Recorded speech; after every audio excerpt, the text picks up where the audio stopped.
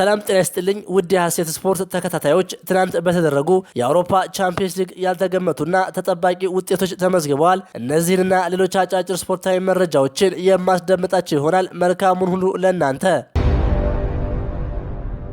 ገና በለጋ ዕድሜው በርካታ ትልልቅ ዋንጫዎችን ያሸነፈው አርጀንቲናዊ ኮከብ ሁሊያን አልቫሬዝ ዓለም ዋንጫን ጨምሮ በርካታ ትልልቅ ዋንጫዎችን ገና በለጋ ዕድሜው ማሳካት የቻለ ተጫዋች ነው። አርጀንቲናዊ ኮከብ ሁሊያን አልቫሬዝ በፈረንጆቹ 2000 በደቡብ አሜሪካዊቷ ሀገር አርጀንቲና የተወለደው አልቫሬዝ የሀገሩ ክለብ ሪቨር ፕሌት አካዳሚ ምሩቅ ነው። የመጀመሪያ ፕሮፌሽናል ጨዋታውን በ2018 ለሪቨር ፕሌት ያደረገው ድንቁ ኮከብ ከክለቡ ጋር ባሳለፋቸው 4 ዓመታት የኮፓ አርጀንቲና፣ ኮፓ ሊበርታዶሬስ እና የአርጀንቲና ፕሪሜራ ዲቪዚዮን ዋንጫዎችን ማሸነፍ ችሏል። ዋንጫ ባነሳባቸው ሁሉም ውድድሮች ከፍተኛ ግብ አስቆጣሪ በመሆን ያጠናቀቀ ሲሆን በዚህም በ2021 የደቡብ አሜሪካ የዓመቱ ኮከብ ተጫዋች በመባል ተሸልሟል። ይህን አስደናቂ ክህሎት የተመለከተው የእንግሊዙ ክለብ ማንቸስተር ሲቲ በ2022 ተጫዋቹን የግሉ አድርጎታል። አልቫሬዝ ለማንቸስተር ሲቲ በፈረመበት የመጀመሪያ ዓመት የፕሪሚየር ሊግ፣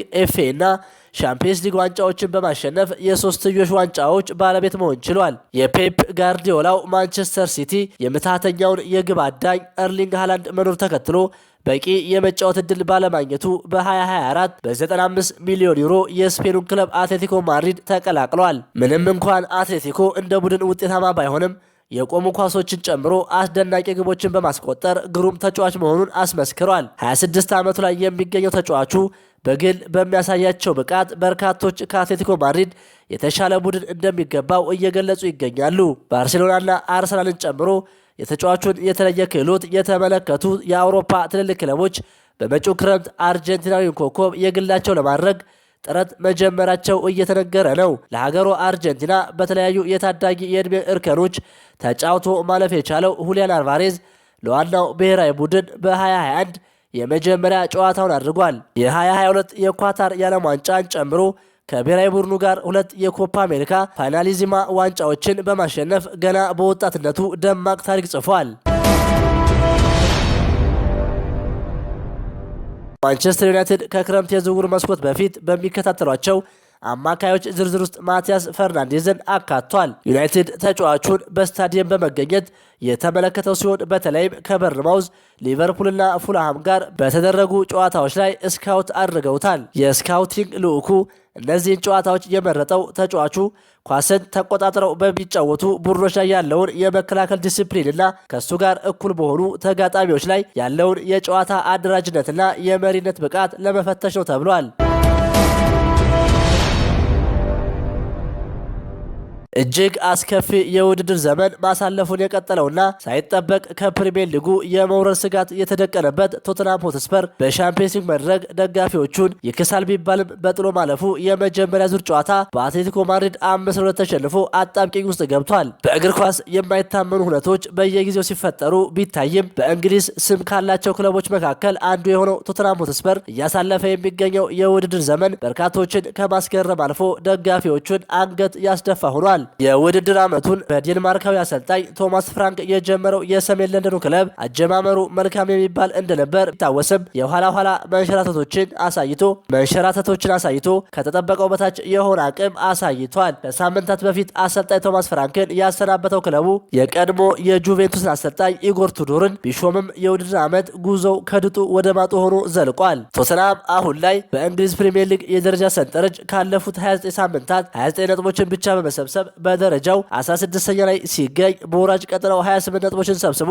18ኛ ደረጃ ላይ ከተቀመጠው ዌስትሃም ዩናይትድ የሚርቀው በ1 ነጥብ ብቻ መሆኑ ደግሞ ትልቅ የሆነ የመውረድ አደጋ ተጋርጦበታል። አስቀድሞ ከኤፍኤ ካፕና ከካራባኦ ካፕ የተሰናበተው ቶተንሃም አስከፊው የፕሪሚየር ሊጉ ጉዞውን እየተሳተፈበት በሚገኘውና በቶማስ ፍራንክ ዘመን በአንጻራዊነት የተሻለ የውድድር ጊዜን ሲያሳልፍበት በነበረው የአውሮፓ ሻምፒየንስ ሊግ ውድድር ጥሩ ጊዜን በማድረግ ደጋፊዎችን ለማጽናናት ይጠቀምበታል ቢባልም በጥሎ ማለፉ የመጀመሪያ ዙር ጨዋታ ዋና ሜትሮፖሊታኖ ላይ በአትሌቲኮ ማድሪድ 5-2 ተሸንፎ ተመልሷል። ቶተንሃም ሆትስፐር በታሪኩ ለመጀመሪያ ጊዜ በሁሉም ውድድሮች 6 ተከታታይ ሽንፈት በማስመዝገብ መጥፎ ታሪክ ጽፏል። ክለቡን እስከ ውድድር ዓመቱ መጨረሻ ለመምራት የተሾሙት ክሮሻዊው አሰልጣኝ ኢጎር ቱዶር ቶተንሃም ብዙ ችግር ያለበት መሆኑን በተደጋጋሚ እያነሱ የሚገኙ ሲሆን ምናልባትም ኃላፊነታቸውን አስቀድመው የሚለቁበት እድል ሊኖር እንደሚችል በስፋት እየተገለጸ ይገኛል።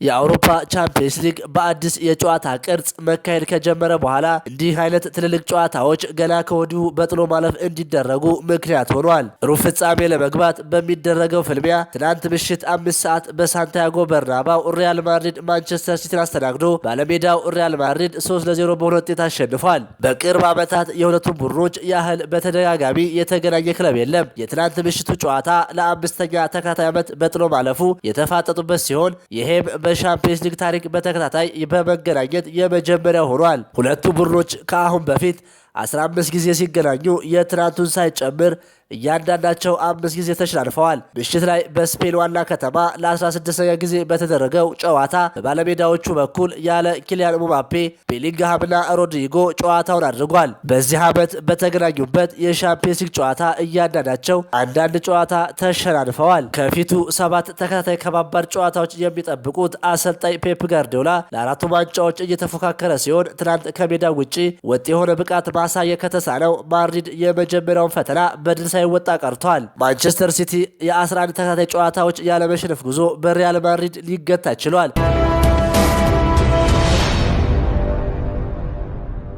በዓለም ክለቦች ዋንጫ የፍጻሜ ተፋላሚ የነበሩት ፒኤስጂና ቼልሲ በተመሳሳይ ምሽት 5 ሰዓት ላይ በፓርክ ዴስ ፕሪንስ ጨዋታቸውን ያደረጉ ሲሆን የባለፈው ዓመት የሻምፒየንስ ሊግ አሸናፊው ፒኤስጂ በቼልሲ የተነጠቀውን የዓለም ክለቦች ዋንጫ ለመበቀል በሜዳውና በደጋፊው ፊት የገባው ፒኤስጂ 5-2 በሆነ ውጤት አሸንፏል።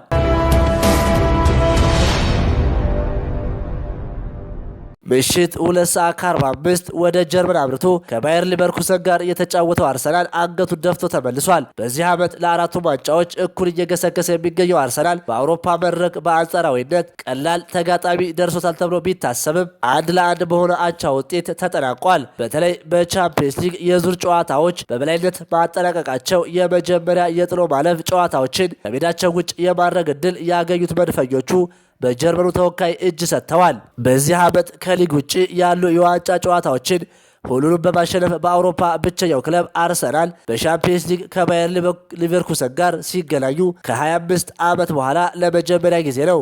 አርሰናል በዚህ ዓመት በሻምፒየንስ ሊጉ ለመጀመሪያ ጊዜ ሳያሸንፍ ቀርቷል። ከሜዳው ውጪ ወሳኝ ያቻ ውጤት ይዞ መመለሱ ትልቅ እፎይታ ፈጥሮለታል። አሁን የሁሉም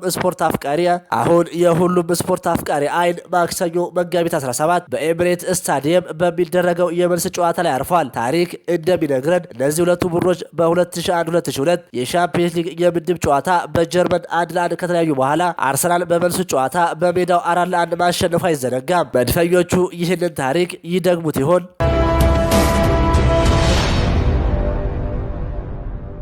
ሌላው የኖርዌዩ ተወካይ ቦዶ በሜዳው ምሽት 5 ሰዓት ላይ የፖርቹጋልን ስፖርቲንግ ሊዝበንን አስተናግዶ 3-0 በሆነ ውጤት አሸንፏል።